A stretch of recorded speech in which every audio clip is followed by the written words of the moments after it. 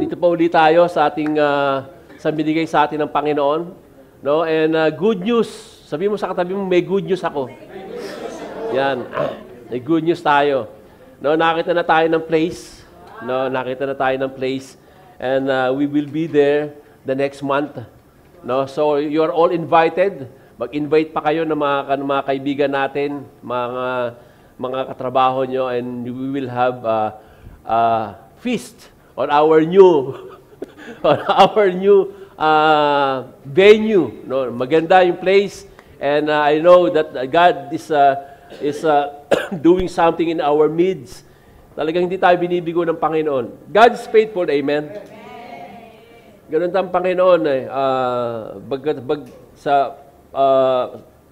despite of our weaknesses, despite of our shortcomings, no, dun pa rin yung grace niya sa atin. No, that is why He gave us a new venue. No, at yun ay paghahandaan natin, mga kapatid, and you're all invited. Sabi mo sa katabi mo, you're invited. Amen. Well, let's welcome our brethren in live stream, yung mga nasa ibang bansa kasi nagbago yung oras. Hindi ko na nag-iba siguro yung timing. Kaya anong araw sa Pilipinas ngayon? Hindi, oras.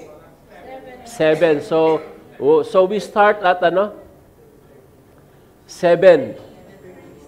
6:30. So we start 6:30 Philippine time kasi yun ang basehan ng lahat yung Philippine time. But next month we will resume, no, sa original natin timing from 8 to 8 p.m. 9 p.m. sorry. 9 a.m. 2 p.m. Philippine time. Okay. Tama. Okay. So, victorious day everyone. Welcome once again. And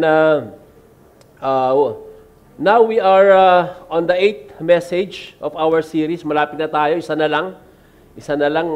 Matatapos na natin. But let me ask you, meron ba tayong, may mga take-away tayo sa mga, sino yung mga, siyempre una nyo na pakinggan itong end time series or eschatology, tawag dyan, study of end times. May mga na-discover kayo na yung pala ibig sabihin yun, sinabi sa Revelation. No? May mga na-discover kayo. Kahit isa lang, dalawa, tatlo, yung talagang na-retain sa mind nyo. May sidahan kung sino yung mga natututo.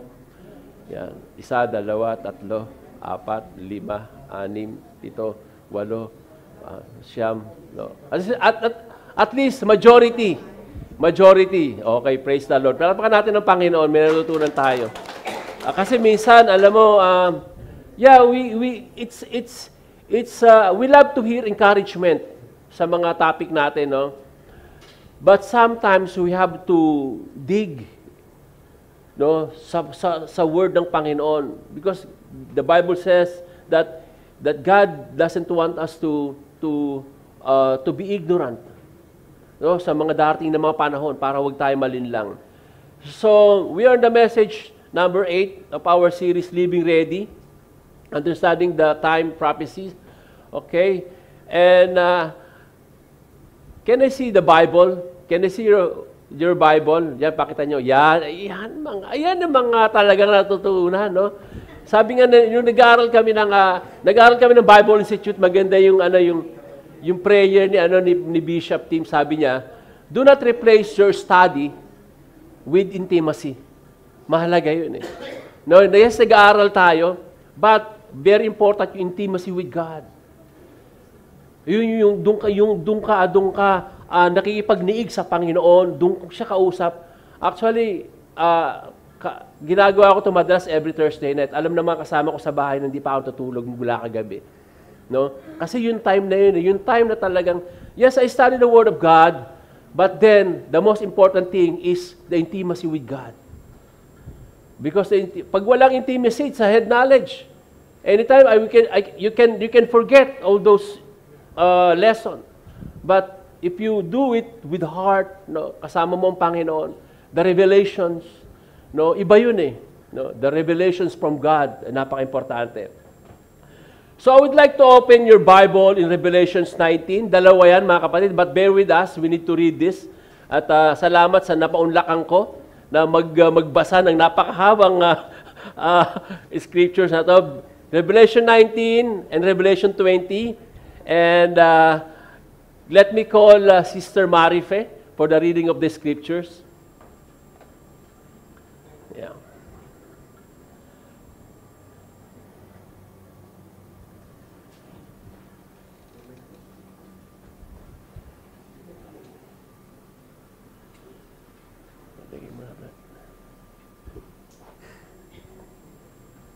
Please bear with us po, medyo mahaba.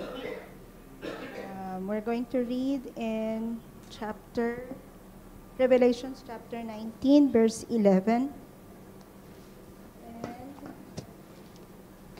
it says, "Now I saw heaven opened, and behold, a white horse, and he who sat on him was called Faithful and True, and in righteousness he judges and makes war. His eyes were like a flame of fire, and on his head were many crowns. He had a name written that no one knew except himself. He was clothed with a robe dipped in blood, and his name is called the Word of God. And the armies in heaven, clothed in fine linen, white and clean, followed him on white horses. Now out of his mouth goes a sharp sword, that with it he should strike the nations, and he himself will rule them with a rod of iron. He himself treads the winepress of the fierceness and wrath of the Almighty God. And he has on his robe and on his thigh a name written." Verse 17, "Then I saw an angel standing in the sun, and he cried with a loud voice, saying, to all the birds that fly in the midst of heaven, come and gather together for the supper of the great God, that you may eat the flesh of kings, the flesh of captains, the flesh of mighty men, the flesh of horses and those who sit on them, and the flesh of all people, free and slave, both small and great. And I saw the beast, the kings of the earth, and their armies, gathered together to make war against him, who sat on the horse and against his army. Then the beast was captured, and with him the false prophet, who worked signs in his presence, by which he deceived those who received the mark of the beast, and those who worshipped his image. These two were cast alive into the lake of fire, burning with brimstone. And the rest were killed with the sword which proceeded from the mouth of him who sat on the horse. And all the birds were filled with their flesh." Chapter 20. "Then I saw an angel coming down from heaven, having the key to the bottomless pit, and a great chain in his hand. He laid hold of the dragon, that serpent of old, who is the devil and Satan, and bound him for 1,000 years. And he cast him into the bottomless pit, and shut him up, and set a seat on him, so that he should deceive the nations no more till the 1,000 years were finished. But after these things he must be released for a little while. And I saw thrones, and they sat on them, and judgment was committed to them. Then I saw the souls of those who had been beheaded for their witness to Jesus and for the word of God, who had not worshipped the beast or his image, and had not received his mark on their foreheads or on their hands.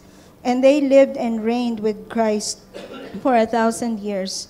But the rest of the dead did not live again until the thousands were finished. This is the first resurrection. Blessed and holy is he who has part in the first resurrection. Over such the second death has no power. But they shall be priests of God and of Christ, and shall reign with him 1,000 years. Now, when the 1,000 years have expired, Satan will be released from his prison, and will go out to deceive the nations, which are in the four corners of the earth, Gog and Magog, to gather them together to battle, whose number is in the sand of the sea. They went up on the breadth of the earth and surrounded the camp of the saints and the beloved city. The fire came down from God out of heaven and devoured them. The devil who deceived them was cast into the lake of fire and brimstone, where the beast and the false prophets are, and they will be tormented day and night forever and ever. Then I saw a great white throne, and him who sat on it, from whose face the earth and the heaven fled away, and there was found no place for them. And I saw the dead, small and great, standing before God, and books were opened. And another book was opened, which is the book of life. And the dead were judged according to their works by the things which were written in the books. The sea gave up and delivered up the dead who were in them. And they were judged, each one according to his works. Then death and Hades were cast into the lake of fire. This is the second death, and anyone not found written in the book of life was cast into the lake of fire. Amen. Hallelujah. Thank you, Sis Marife. Let us pray for a while. Heavenly Father, we thank you, Lord, for your wonderful words, O God. Your word is spirit, your word is life, Panginoon. Lord, and we acknowledge, O God, that we cannot understand it by our own simple minds, finite mind. That is why we need something from you today, O God. We need your wisdom, knowledge, understanding. Lord, speak to your people. Open our spiritual senses that we may understand. Lord, make it in personal way. Lord, I thank you, O God. Increase our faith, increase our knowledge, increase our understanding, and bless our time together. In Jesus' name we pray. Amen and amen. Hallelujah. Welcome nga pala sa mga bagong bakasyon. Welcome, Sis Mau. Okay. Na-miss ka namin. Praise the Lord. Okay. So, sino ba yung mga bagong bakasyon? Wala na, no? Wala. Bagong gupit lang. Okay. Bagong shave. Shave. Okay. Tsaka, I would like to acknowledge also si Sis Sheila, no? Alam mo, mula nang umating siya rito from day one, talagang every Friday nandito na siya. Praise God. Welcome, Sis Sheila. And I pray, and I hope and I pray na maging worker ka ng GCI. Amen. Amen. Wow, kumakanta.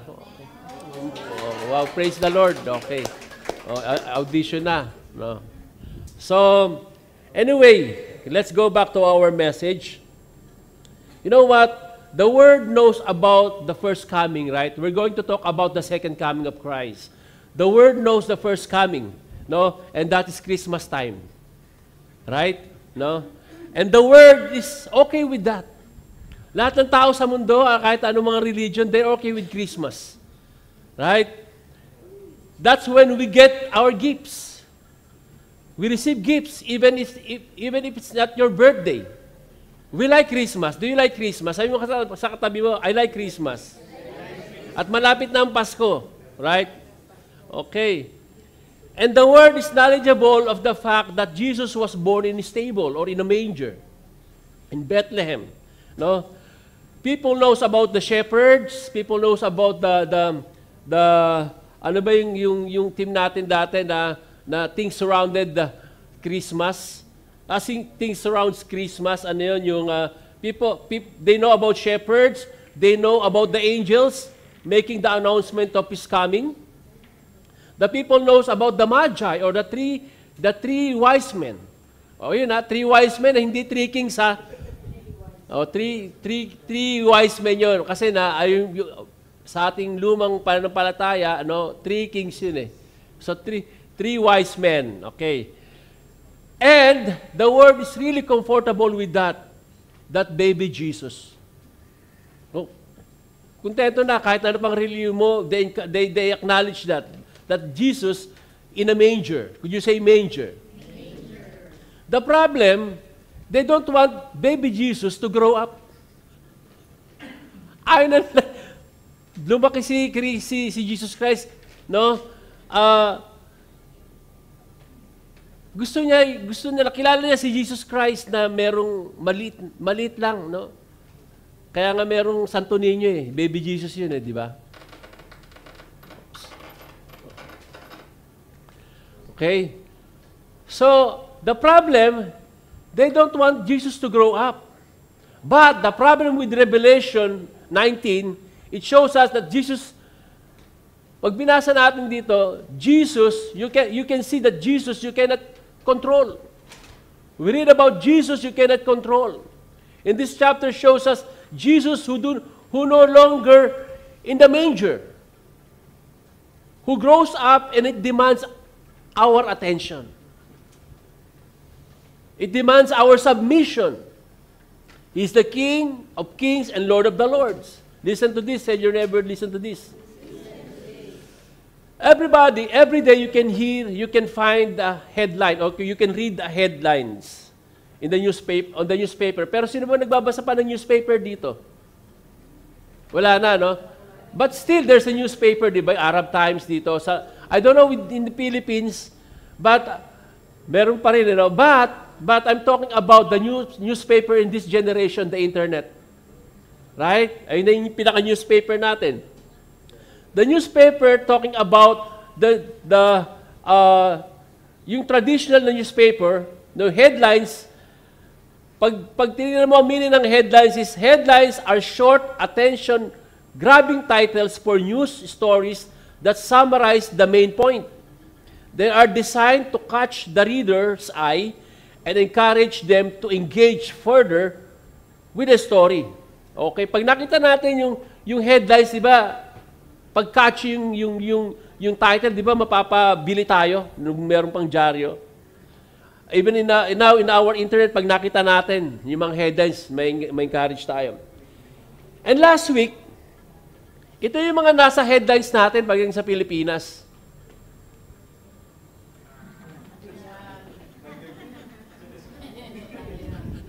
Ayan yung mga headlines. No? Yan. Medyo nung una yan, di ba, ano ba to? Tapos may mga senador nang involved. Di ba? Kasama na sila sa anomalies. Kasama pa yung Senate, isa pang senator na Christian. No? Na binabash ngayon. Right? So talagang very catchy. And few days back, etong alaman ng Arab Times, Israel attacks Hamas leaders in Qatar. Trump says he's very unhappy about the strike. Di ba? Few days back, ayun yung headlines eh. Di ba? Kaya nga, may mga nagte-text sa akin from Philippines, no, kamusta na kayo dyan? Red alert na ba dyan?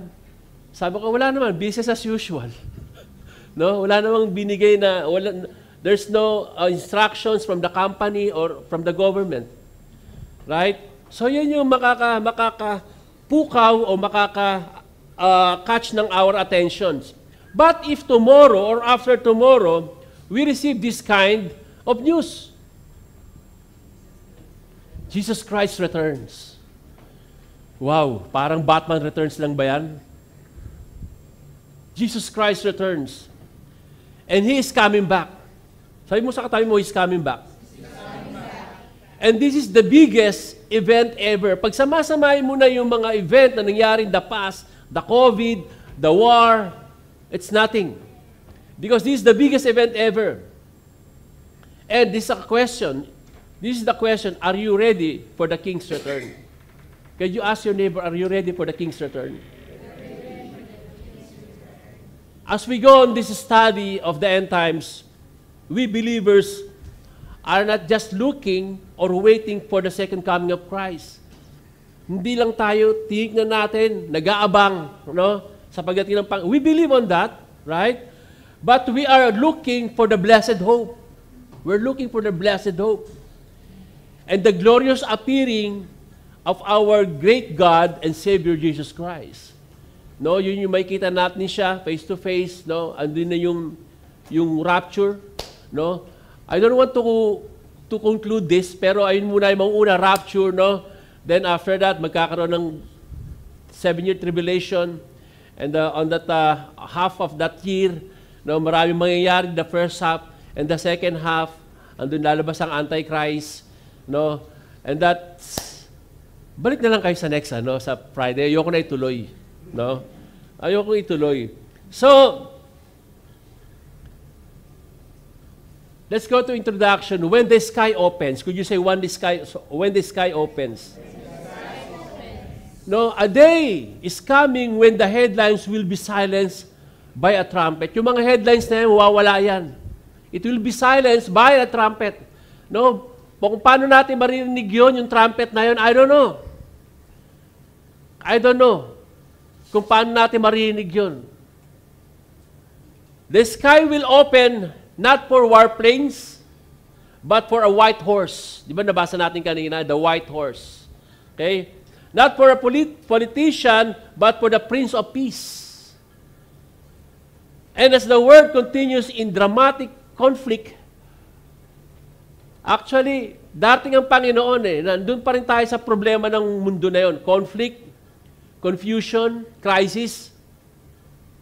But the return of Jesus stands as a great climax of history. Nandun tayo sa sitwasyon na yon. Yung talagang great tribulation na yon, talagang napakahirap na, ilang beses na natin narinig yan, sinasabi ko, napakahirap nung panahon na yon. No? Jesus is coming. He who's faithful and true, and in righteousness, He judge them and makes war in Revelation 19:11. And this is not a fiction. This is not myth. No, hindi to haka-haka, hindi to alamat. No, this is the final chapter of reality. And listen to this. This is the culmination of all the hopes of all believers. Ito yung culmination natin. Ito yung inaasahan natin. The blessed hope. No? Kaya nga may mga tao na, Lord, dumating ka na. Dumating ka na. Nasasabi niyo ba sa sarili niyo yun? Lord, dumating ka na sa nawa. O hindi pa. Kasi ako, believe it or not, I admit that nung mga panahon na, siyempre, nung una pang panahon na Kristiyano ako, hindi ko masabi, Lord, wag muna. Parang, sa akin kasi parang hindi pa ako handa. No, nag-aaral pa yung mga anak ko, malayo pa sila sa akin. Paano yun? Pag nagkaroon, may takot, may doubt. Pero no, mga kapatid, darating sa buhay natin yon as a Christian, no? Kung tayo magpapatuloy sa pag-aaral, kung tayo patuloy mo na ng palataya, darating sa punto na yon na gusto mong sabihin na, Lord, dumating ka na. Dumating ka na. Because we're dreaming of this, the blessed hope. No? And this is our prayers that finally answers. Ito yung dasal natin na talagang dininig ng Panginoon. Thy kingdom come.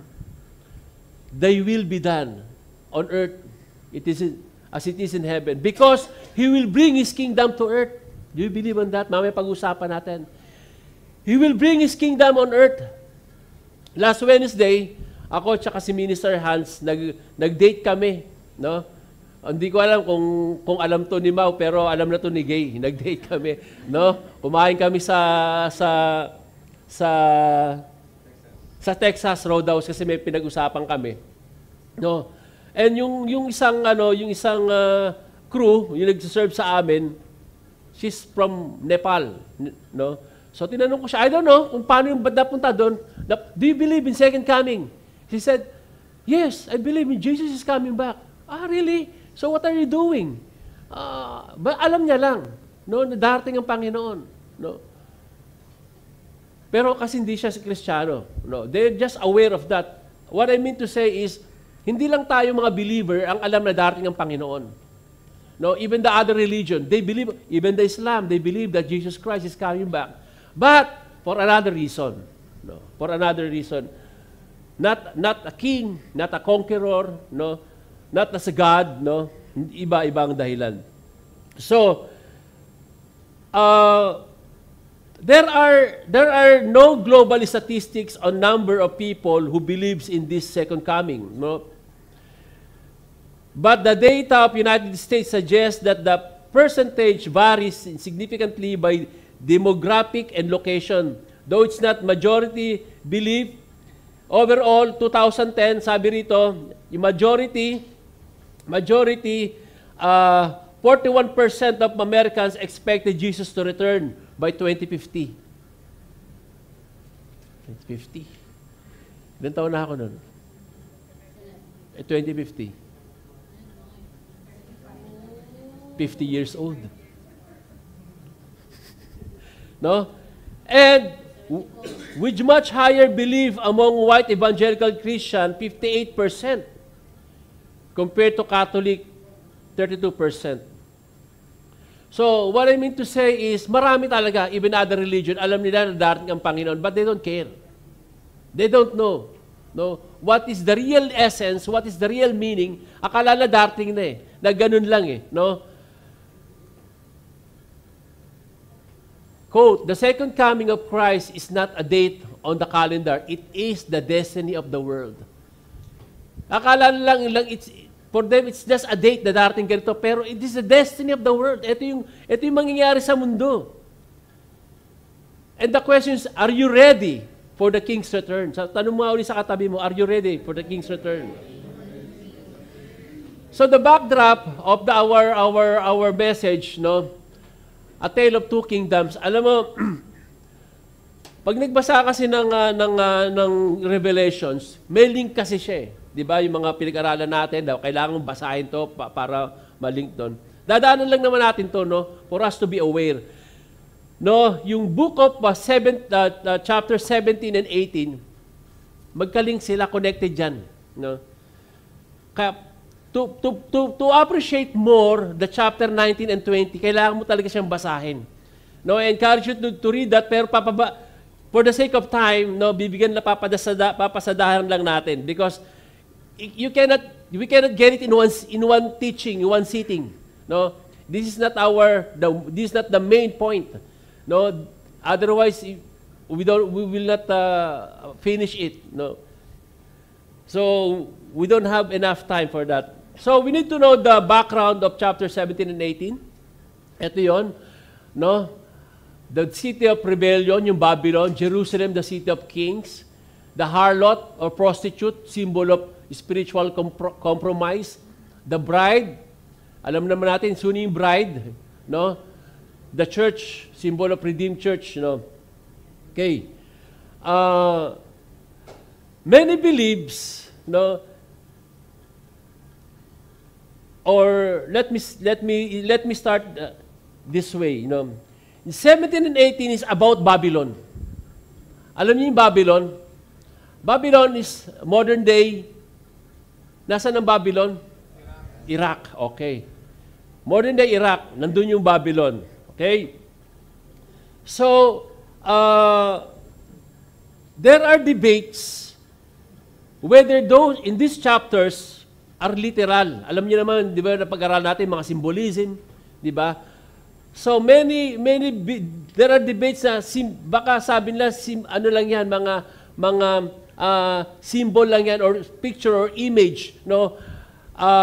But many believe that it's a literal place of Babylon. Okay? In Revelation 17, nangyari ito, mga kapatid. Probably it occurs during the first half of the Revelation period. Kasi kaya connected siya sa end times eh. The first half, di ba yung second half, 3.5, dun darating dun mag-reign yung Antichrist. Then, the Bible says that kung hindi papaikliin ng Panginoon, there will be no flesh that will be saved. Walang maliligtas pa. So yung first half, no, ito yung chapter 17. Okay. And if you are in that chapter, if you notice in your Bible, there is this referring to a woman. Okay? No? She's not a literal woman. She's just a picture, symbol.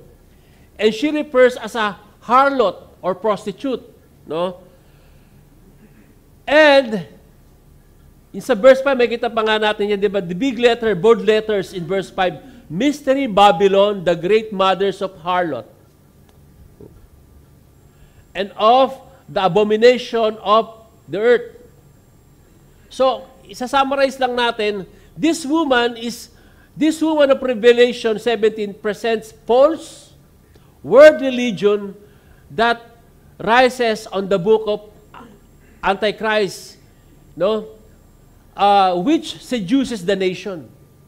No, alam mo yung prostitute, di ba? Siniseduce niya yung nation. She's the Antichrist. So it refers to a religion. No? Babylon, yung 18 naman is about commercial Babylon.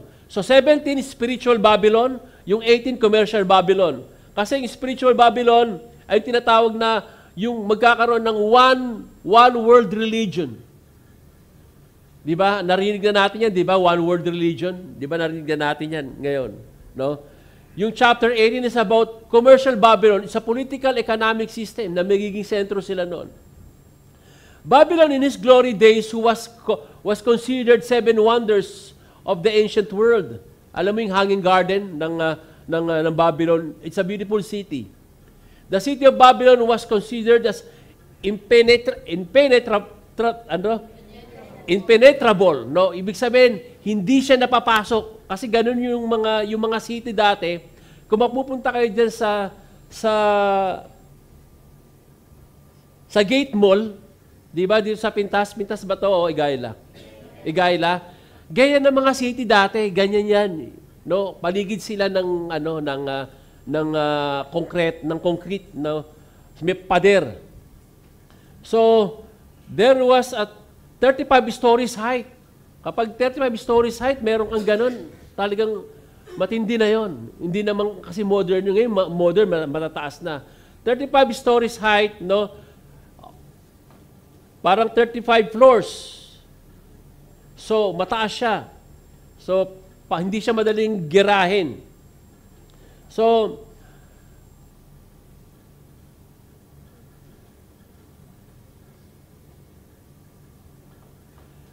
to appreciate it more, mga kapatid, padadaan ko lang ulit kung gusto nating malaman talaga, you have to go back in Book of Genesis para saan ba nanggaling ang Babylon? Okay. In the book of Genesis, where you can find the origin of Babylon, it came from the Tower of Babel. No, sa Old Testament, no? Sino yung nagtayo ng Tower of Babel? Who made the Tower of Babel? No?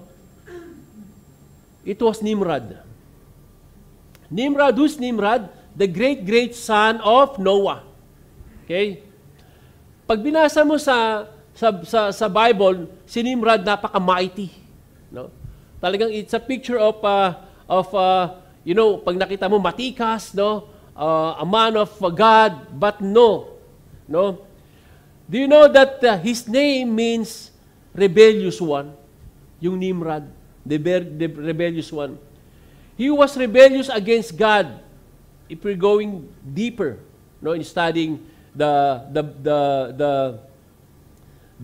life of Nimrod. Alam mo, ginawa niya yung tower, di ba, ng Babel? Di ba, pinataas niya yun? No, bakit nila pinataas yung tower? The Tower of Babel. You know why? Para ano? Yes. You know why? To worship the sun, to worship the moon, to worship the stars. Kita mo kung gaano siya ka-rebellious, no? To worship the moon, the stars, the sun. And you can trace it, you can trace all that, no?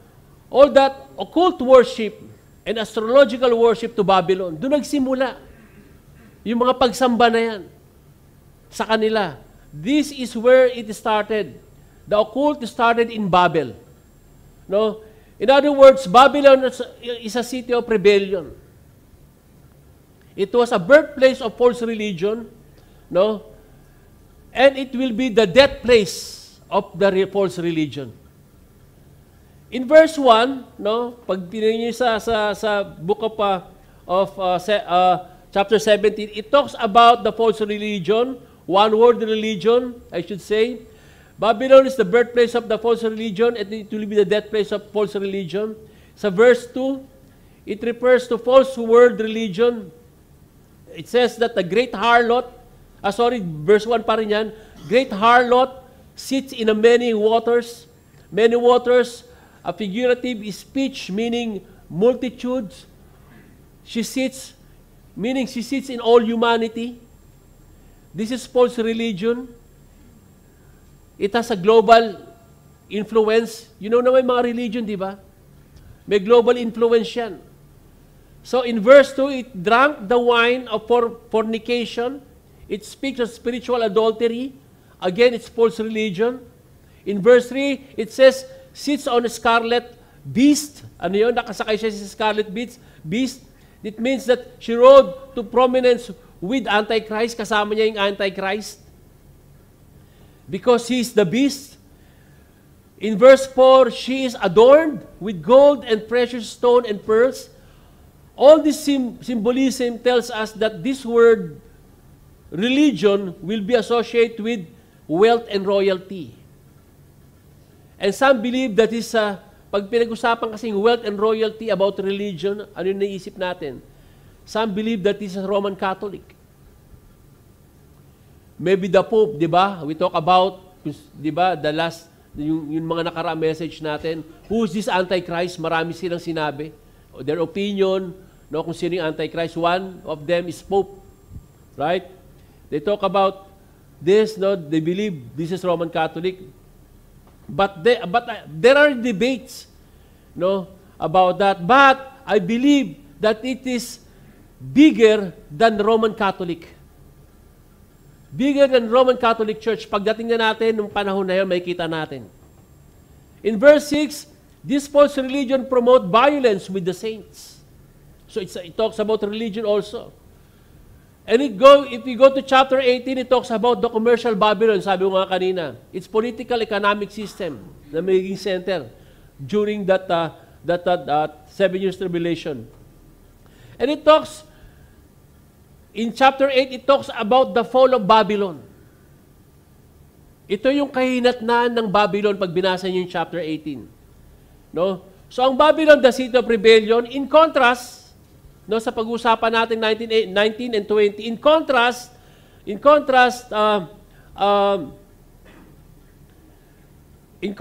about the city of Jerusalem, which is the city of king. Right? The harlot or prostitute, which is the city of Babylon, the symbol of false religion or spiritual compromise. Contrast to the bride, which is redeemed church. Mga kabaliktaran, makikita natin yan. Mga kabaliktaran. The tale of two kingdoms. So we cannot finish it in one sitting, as I said, because this is not the main topic. Basahin nyo lang. Kumbaga, dinaan lang natin to encourage, no, to appreciate more 19 and 20. So the chapter 17, 18, they're connected. No, going to 19 and 20. Now fast forward. Jesus is coming. I mean, Jesus is coming soon. No? The second coming of Jesus. Three great movements. The triumph return of the King. Revelation 19, 11 to 19. Okay. Pag binasa niyo yan, yung pagdating ng Panginoon, this is very different Jesus, mga kapatid.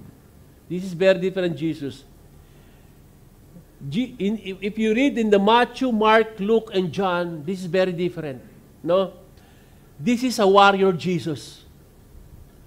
Conqueror. No? This is not the Jesus, this is not Jesus that was meek and mild. No? This is a giant Jesus, mighty, conqueror. Because normally, or usually, if we think about Jesus, we think of such compassionate eyes, di ba? Kita natin yung eyes ng Panginoon, compassionate, and parang iiyak pa nga, di ba? Tear-filled eyes, di ba? But in verse 12, it says, his eyes were like a flame of fire. We picture Christ as he's wearing his crown of thorns. Di ba? Pag inisip natin ng Panginoon, wearing crown of thorns, his sacrifice and humiliation. No? But in verse 12, no, the head were many crowns. Kakaiba na siya. The head with many crowns. And also verse 12, he will have a name written somewhere in his clothing. No? But he alone knows the name will be. Hindi natin alam. Siya na nakakaalam kung ano yung name na yon. And we will see it one day. Do you believe in that? We will see it in one day. So we typically think Jesus as a suffering servant, covering with his own blood. With his own precious blood. But here in verse 13, he was clothed deep in blood. It's not his own blood, no? Not the redemptive blood of Jesus. Hindi ito yung pinantubos na dugo para sa atin. No? It is the blood of his enemies. Dugo ito ng mga kalaban niya. Jesus will conquer and defeat his enemies. The ungodly and the evil of this earth. So ano ba nangyayari pag tinignan natin, pag binasa natin yung passage, no? What is happening around that passage? No? There is a war. And Jesus is waging for a war. He's coming to the battle. And this is the end of tribulation. The end of this tribulation. Di ba pinaliwanag ko kanina, the first half, no, 7 years tribulation, yung first half, magpapakilala yung Antichrist, and after that, the 3.5, the second half, no, lilitaw yung kulay ng Antichrist, tapos sasambay na siya sa templo, yung image niya, it's either his picture or his statue. So this very particular battle, you can call it mother of all battles. Wow. Mother of all battles. This is the battle of Armageddon. The battle of Armageddon. Battle of Armageddon, this is the final showdown of the Antichrist, no? And his armies. They converge in Israel. Actually, pag nabasa natin to, yung may mga komentaryo ko nabasa nito, you know what, paano lulusobin ng Israel? They will just march. Magmamarcha lang sila papuntang Israel. No? Papuntang toward Jerusalem in the valley of Armageddon. No? By the way, the valley of Armageddon is in Jezreel Valley in northern Israel. No? Kala lang natin ano siya, pangalan, pero merong lugar 'yon, no? Near the ancient city of Megiddo. Pag nabasa natin 'yan, no? Maraming pinangyarihan yan, no? There are biblical battles happen in this valley of Armageddon. Gideon fought Midianites in the valley of Armageddon in Judges 7. King Pharaoh of Egypt and King Josiah in 2 Kings, no? And many more. Sabi ni Napoleon Bonaparte said, the valley of Armageddon in all his military experience was the most natural battleground in the world that he had ever seen. Okay? So that place, Valley of Armageddon, marami nangyari dito.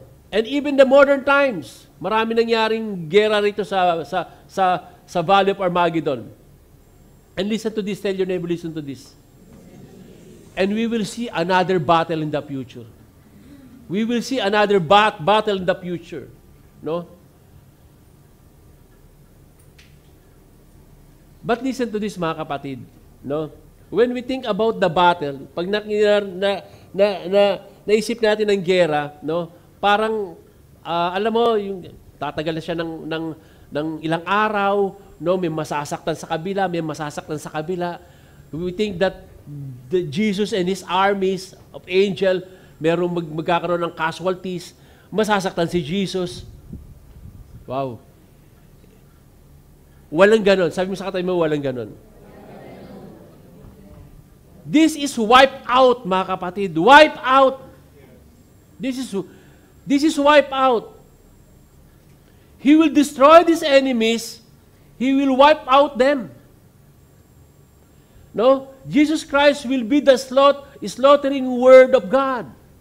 Because Jesus Christ is the Word of God. Amen? He possesses the power of God's Word. In fact, this is His very name, the Word of God. Right? In other words, He will just speak the Word of God, and the power of His Word will slaughter His enemies. Just by His Word. Can you imagine that? In verse 14 it says, now out of His mouth goes a sharp sword that with it He should strike the nations. Only by His Word He will wipe them out.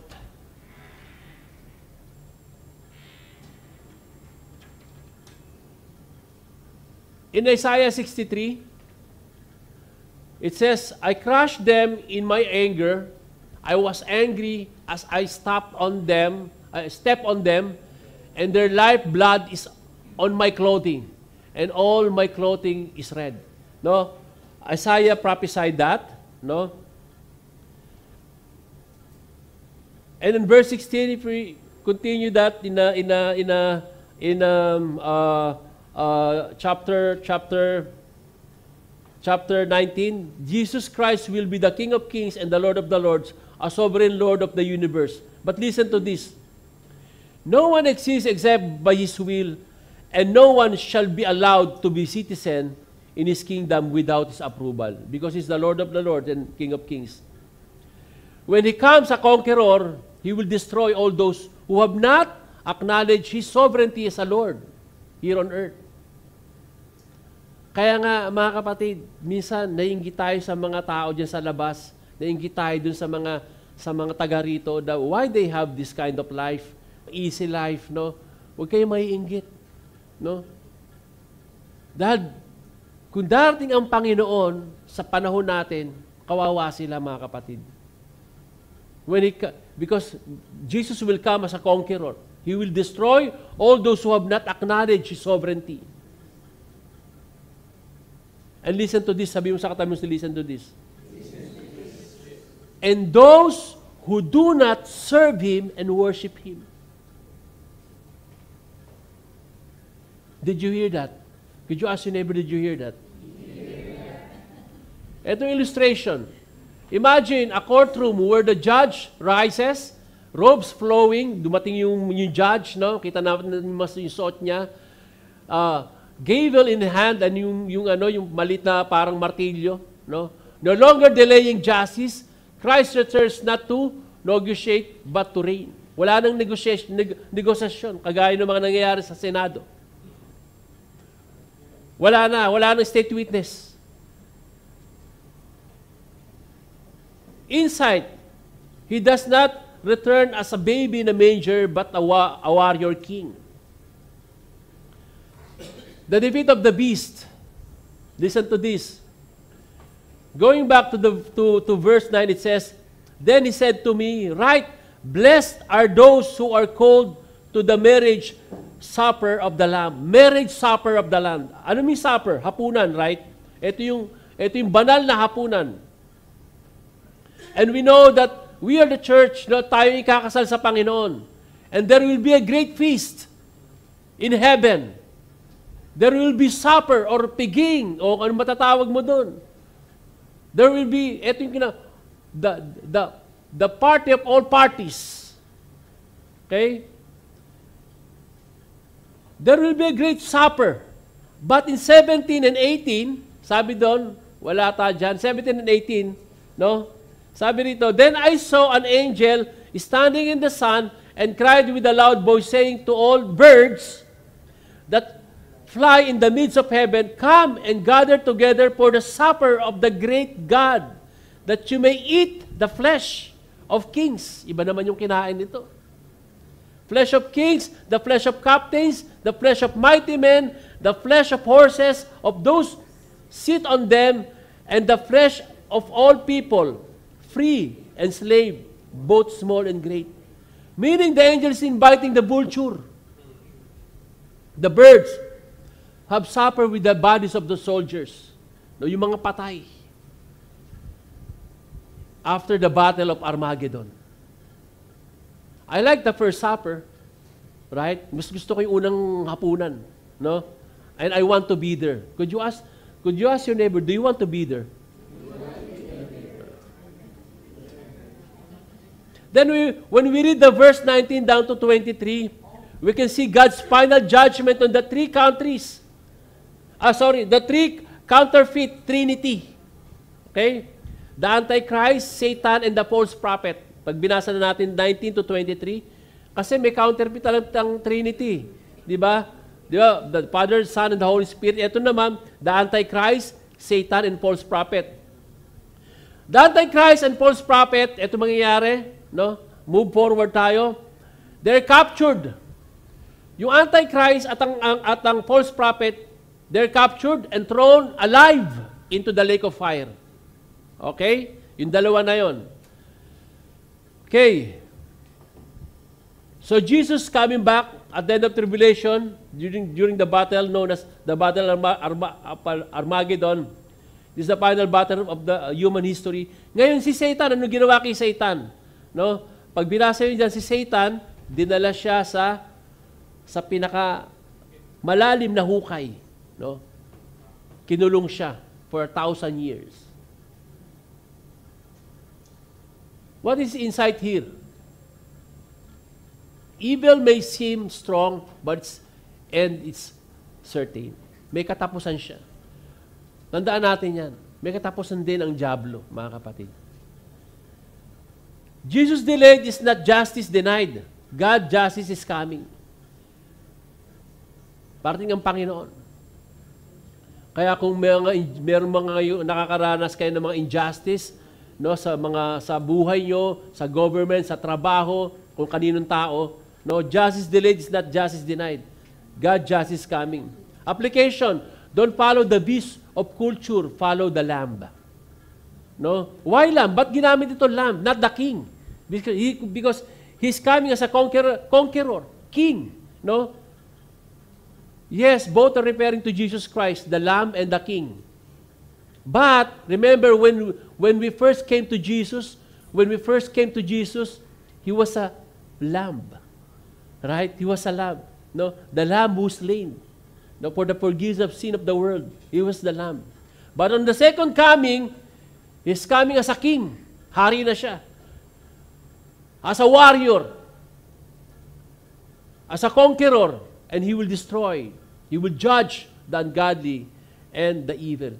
Kahit na magsisi ka pa, nandiyan na ang Panginoon. Sabi ng isang komentary, yung parating daw ang Panginoon, may kita natin, no? Yung pagdating ng Panginoon, it's like 48 hours daw eh. May kita ng lahat, papalapit siya. Alam mo naman Panginoon, minsan may ganyan, di ba? Meron siyang pagkadrama eh. Nagpagaling nga siya ng bulag, di ba? Kumuha siya ng putik.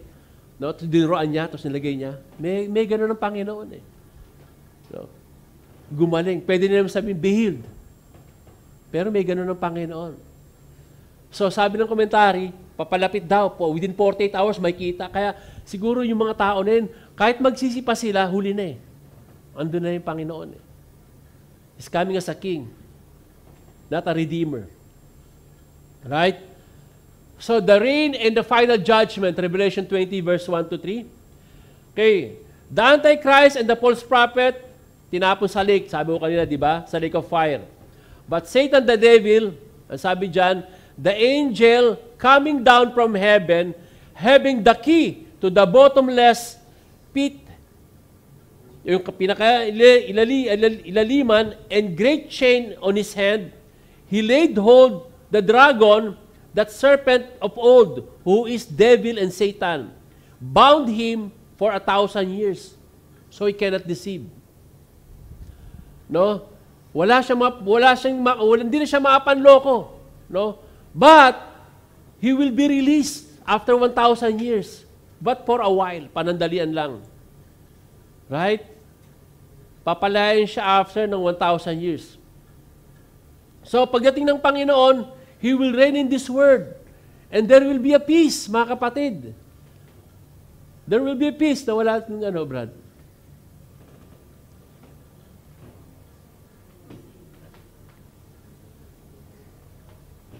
No more sin. Okay? Evil or unrighteousness upon the earth. Okay? No more rejection. No denial or cursing of God or His saint or His Son, Jesus Christ. No more savagery, murder or war. Total peace. No more sickness, disease, or ill health. Wow. No more pain, suffering, or death. This is a perfect peace.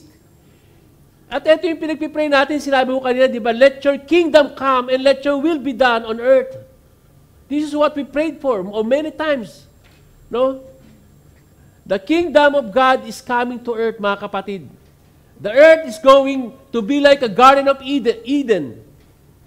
Once again. But more better.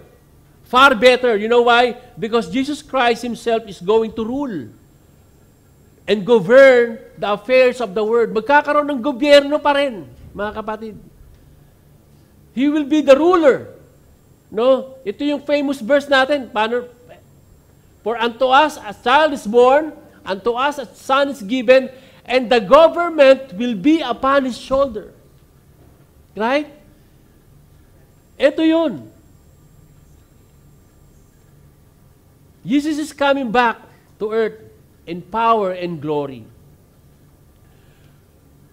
to bring about the perfect state and government, society, culture, life, and future. Siya mismo magpapatakbo ng mundo. And this is what you call millennial kingdom. Comes from millennium, 1,000 years. No? Wow, for 1,000 years, biruin mo. Nasaan tayo nun? Pastor, nasaan tayo nun? I believe, kasama tayo din mamumuno. Si Brother Odig, baka siya yung, siya yung mayor. Oo. Si si Minister Eric, baka ito yung, yung sa DPWH.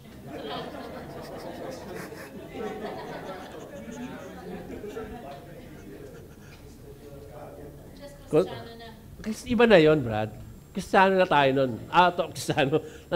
Wala na, peace yun, walang kasamaan nun. Wala naman si Satanas eh. Si Minister Hans, siya yung siya yung senator. Diba? Jinggoy, yung balong.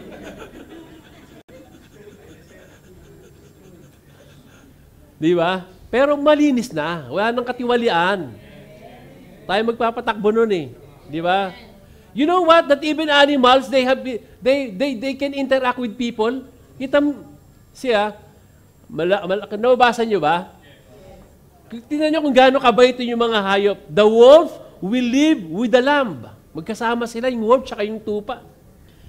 The leopard will lie down with the goat.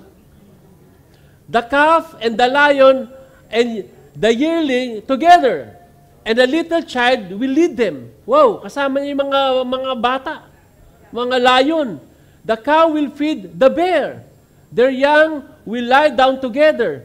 The lion will eat the straw like the ox. Damo lang yung kakainin ng mga lion. Di na sila kumakain ng meat. Vegetarian na bigla. The infant will play near the cobra's den. Wow. Grabe na, wala mo paglaruan itong mga infant na to, kundi sa kulungan pa ng cobra, sa kuweba pa ng cobra. The young child will put its hand into the viper's nest. They will neither harm nor destroy on all the holy mountain. For the earth will be filled with the knowledge of the Lord as the water cover the sea. Wow. No? I can't imagine, hindi ko pag na-imagine ko yan, that's the peace. No?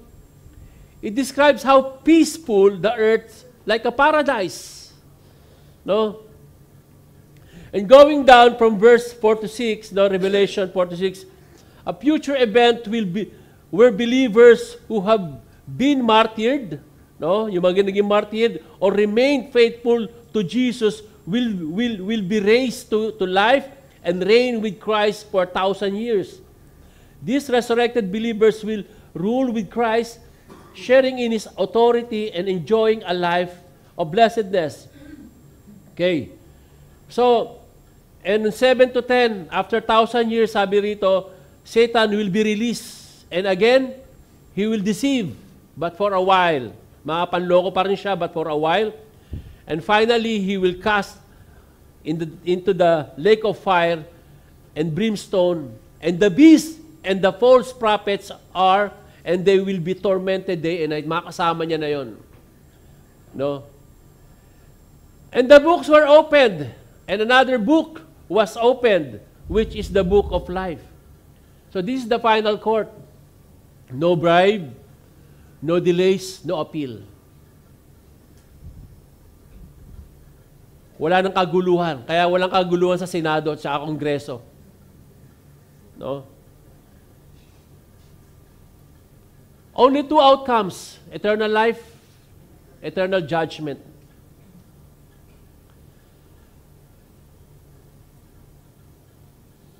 Alam niyo naman kung ano eternal life and eternal judgment. May dalawa lang tayong pupuntahan, mga kapatid. No? And if any, sa verse 15, if anyone's name was not found written in the book of life, he was thrown into the lake of fire. What is the major themes? Jesus coming, Jesus King over all. Not just a Savior, but Judge. Not just a Redeemer, but Ruler.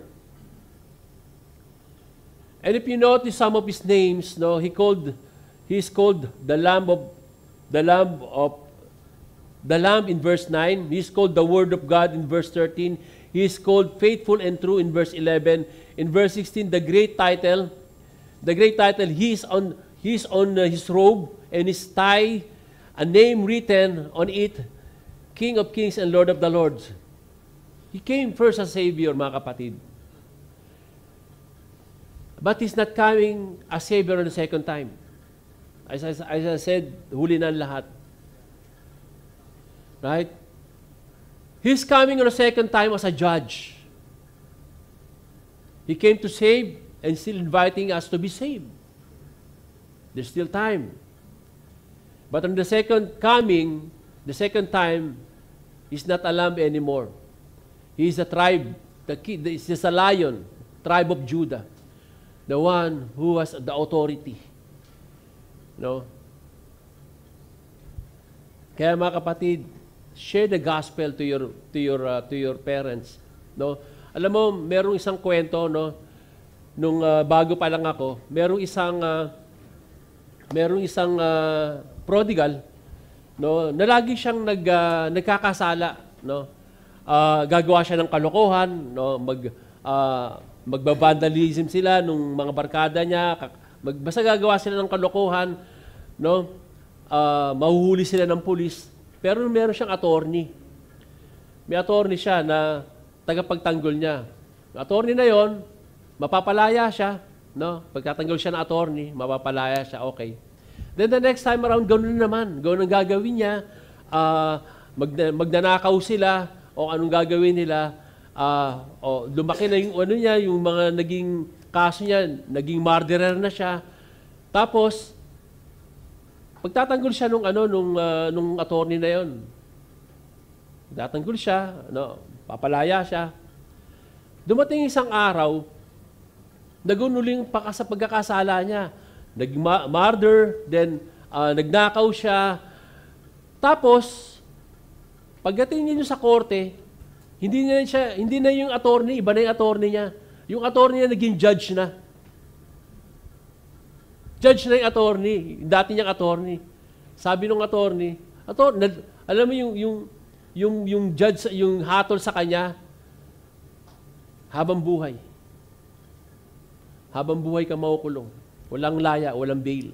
Sabi niya, attorney, di ba ikaw yung attorney ko, judge, di ba ikaw yung attorney ko kung dati? Pagtanggol mo naman ako ngayon, kailangan kita. Sabi nung judge, dati attorney mo ako, pero ngayon ako na yung judge. So wag dumating sa buhay natin, sa mga kapatid natin, sa pamilya natin, na lagi ka lang pinapatawad ng Panginoon. Darating ang panahon, pag hindi ka nagbago, you will be judged by the Lord. Even has an expiration date. The Babylon falls, the beast burns, Satan is bound. Merong katapusan ng lahat ng kasamaan, mga kapatid. Lahat ng kasamaan may katapusan, kaya matakot tayo. Names matter, names matter, books are opened, eternity is irreversible. Mahalaga ang pangalan. If everyone will stand, everyone will stand at the great white throne, where God will evaluate the deeds of everyone according to his faith and righteous judgment. Lahat tayo, lahat ng ginagawa natin, kahit tayo believer, meron tayong paghuhusga ang gagawin sa atin ng Panginoon. Meron tayong ano yung sa term sa accounting, pagsusulit sa Tagalog. Pagsusulit mas maganda. May pagsusulit tayo, harap tayo kahit kapag tayo mga believer, may pagsusulit din sa atin, But that pagsusulit, that judge is what we call the bema seat of Christ. Yung bema na yun, hindi ka na judge para mapunta ka kasi save ka na mapunta ka sa impyerno.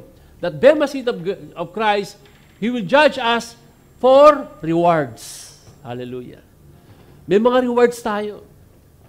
Right? Tanong mo sa katabi mo, gusto mo ba ng rewards? Kung you're so faithful, meron tayong rewards. Kung wala ka namang ginawa sa body of Christ, yes, we save by the grace of God. Pero wala ka namang ginawa May reward ka ba? Kaya nga ako, nung bago lang ako na born again, sabi ko, pag nagmamap ako sa bahay, Lord, kahit tagamap lang ako ng langit, okay na ako. Sabi ko, kasi ayoko doon, ang init doon, masusunog ako doon, ayoko doon. Nagmamap lang ako, yun lang laging sinasabi sa Panginoon. Kaya ngayon, kada hapon, nagmamap pa rin ako sa bahay. Pa-practice na. Pero meron tayong reward. Iba naman yung the white great throne of God. Ayun naman yung judgment seat of God na talagang huhusgahan tayo. Kung wala ka sa book of life, you will be thrown at the lake of fire. There will be judgment, mga kapatid, for believers and non-believers. Non-believers, rewards yun. Okay? So, application. Missional insight, preach the King's return. I-preach natin, mga kapatid. Even not in the pulpit, preach it sa iyong mga kaibigan, sa iyong mga co-workers.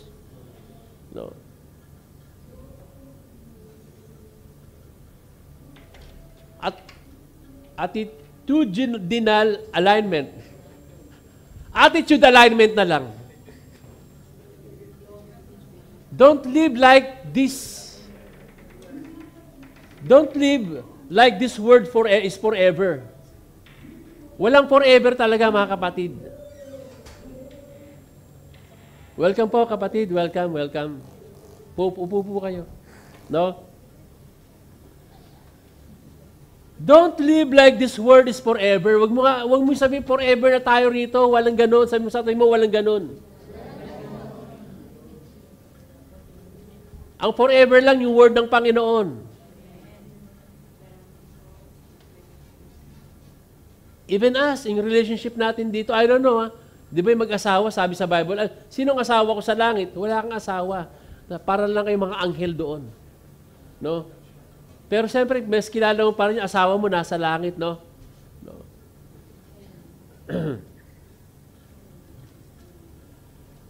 Don't live like this world is forever. Set your hope fully on Christ's coming. Lagi natin tatandaan, ay yung point ng end times, Talagang we don't want to be tawag rito yung mag-abang lang tayo, to be expectant, but to be vigilant. Right? That one day Jesus is coming back. Plan for implementation. Okay? Share your testimony this week. Alam mo ba yung plan for implementation natin last week, nagawa nyo ba? Di ba? Tell others about Christ. Ayun naman ang team ng end times. Not for us to be fear, but to share the word of God. Nagagawa ba natin to? Sino nagagawa nyon? By grace of God, kahit isa lang. Wow, praise the Lord. Isa, dalawa. Oh. Hindi, this time, hindi majority. No? Share your testimony this week with urgency, mga kapatid. With urgency. No? Unahin niyo yung pamilya nyo. Unahin niyo yung pamilya nyo. Intercede for someone lost. Nag-intercede kayo sa mga alam nating lost. Alam niyo yung mga kasama niyo sa trabaho. This guy is lost. No? O itong kamag-anak ko na to, lost talaga to. Dapat mo may mag-pray natin to. Live like Jesus could come tonight. Not tomorrow. Tonight.